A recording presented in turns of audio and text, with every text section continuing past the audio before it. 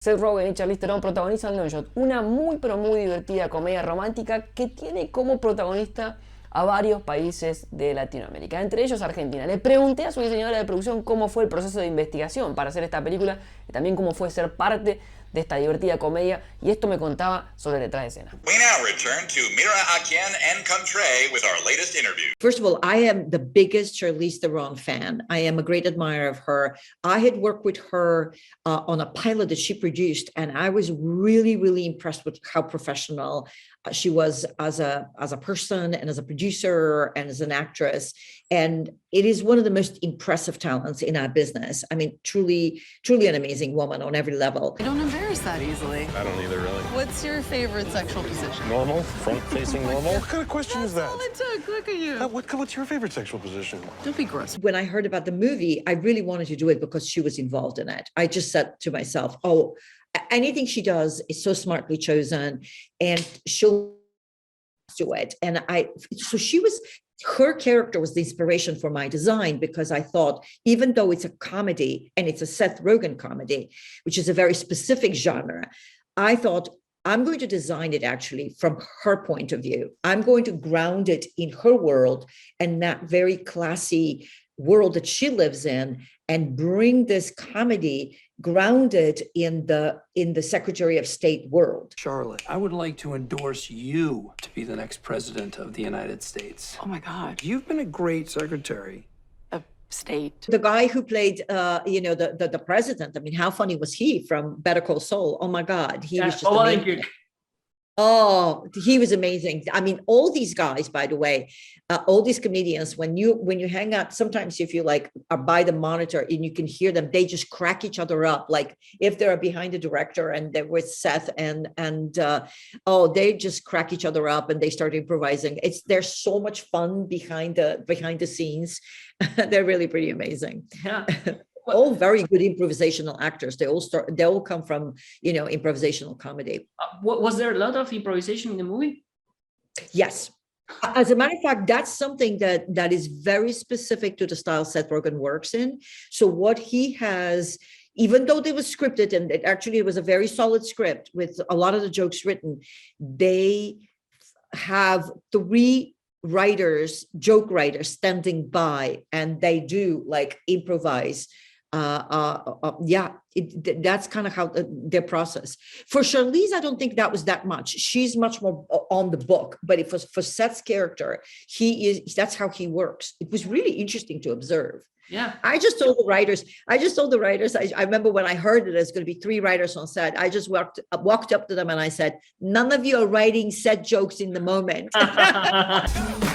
Secretary of State looking at us? I kind of know her. It's like kind of knowing a mermaid. Do you tell people that? She probably doesn't remember who I am. We did it in Montreal, then and a little bit of in Colombia. We went to Cartagena in Colombia for just when you see the ocean, and which actually doubled as the Philippines. And then we did some of the exteriors for every Latin America country they went to, like, for Buenos Aires and stuff. We did it. Sorry, I know it's your country, but we did it there. We did it in Colombia. At least we were in the right continent. But the majority of the movie was all of it. So I had to do Paris and Sweden and Japan and America and you name it. Wherever they traveled, it was all done in Montreal. Yeah. And it was, I had over 99 sets in this movie. It is so fast. Yes, if you start counting them, you'll see. And I told the director, I said, I have this idea. I think we should do the 3 pivotal balls that are in the movie. We should do them in the colors of the American flag. So they should be white, blue, and red, And he was freaked out. He said, what do you mean by that? And I just said, it's not good. I just said, this is what I mean. We're going to do the New York first when they meet, all white. Then we're going to do the blue one in Sweden. And then we're going to do the red one in Argentina. And I just said, it's going to be the American flag, but it's going to be hidden. No one's going to look at the movie and go, oh, she did the American flag. But it's going to be hidden because it's also organic to the environment. New York is overwhelmingly white. There's like big white interiors. And Sweden is kind of the mind intellectual. And I just thought that will be the blue, but of course it's not the American blue. It's kind of a lavender blue. And then I just thought Argentina is all about passion and tango, right?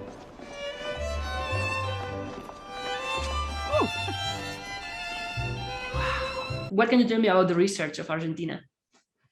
Oh, so well, what's interesting about Argentina is that, particularly, which I have not visited and I plan on visiting, but when I was doing the research about Buenos Aires, I was struck of how much more French, how much more the French influence is so pronounced in Buenos Aires versus the sort of typical colonial Spanish style that we see in other countries. So I was trying to capture that spirit. And I researched a lot of art, because in the bedroom, when they go in the bedroom, I just wanted I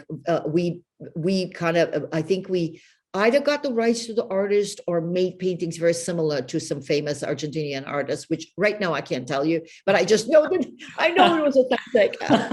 Who's your friend? Fred. Hey, Fred. Yes, hi. How are you? And what is it that you do? To be honest, I didn't see him till he came on set. He wanted to look like Steve Bannon. That's what he wanted to do. He did not want to be recognized, and he wanted to look like Steve Bannon. So that's why he just wanted to look like, that's what he was trying to do. And he really does. Now that I'm telling you, you can think about it. You can see that that's what he was, We asked 1,000 constituents how they would feel if Kate Middleton, I see where you're going with this, were to start dating Danny DeVito. Pretty negative reaction. I think the chemistry between them, between Seth and Charlize, was so strong. They really liked each other, and you can feel it. You can feel it in the movie. It becomes very believable. Their story becomes believable. And I saw the movie premiered at the Austin Film Festival, and it broke the house down. People were laughing. So I've never been in a movie that people were just like literally breaking the chairs down. It was so funny. It was great. It was great to see it.